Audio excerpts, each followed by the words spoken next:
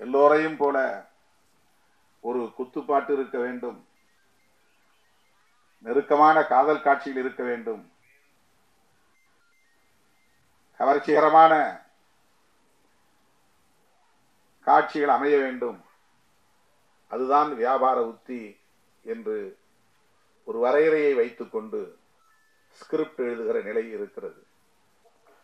அந்த வரையறைகளை உடைக்க முடியும்.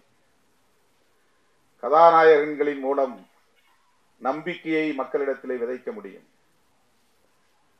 எவ்வளவோ கருப்பொருள்கள் நமக்கு இந்த சமூகத்தில் கிடைக்கின்றன. இந்த திரைப்படம் வன்முறையை அடிப்படையாக கொண்டிருக்கிறதா அல்லது கவர்ச்சிகரமான காட்சிகளை கொண்டிருக்கிறதா என்று நமக்கு தெரியாது.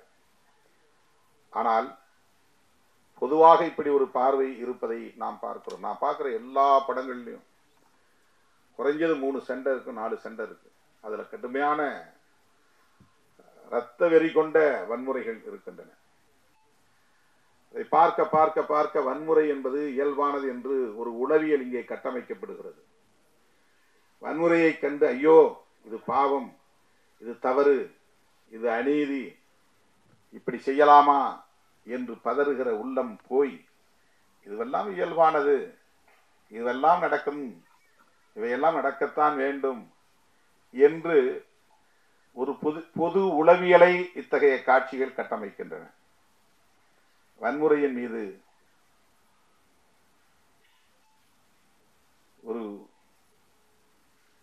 எதிர்மறை விமர்சனம் இல்லாமல் அதை கடந்து போகிற நிலை உளவியலாக கட்டமைக்கப்படுகிறது. எந்த ஒரு காட்சியை திரும்ப திரும்ப நாம் காட்டுகிறோமோ அந்த காட்சி இயல்பான ஒன்றாக மாறிவிடுகிறது. எவ்வளவு பேரை தீ வைத்து கொளுத்தினாலும் நம்ம கண்டுக்காம இருக்கிறோம். ஏன்னா திரைப்படங்களில் பார்த்த காட்சிகள்.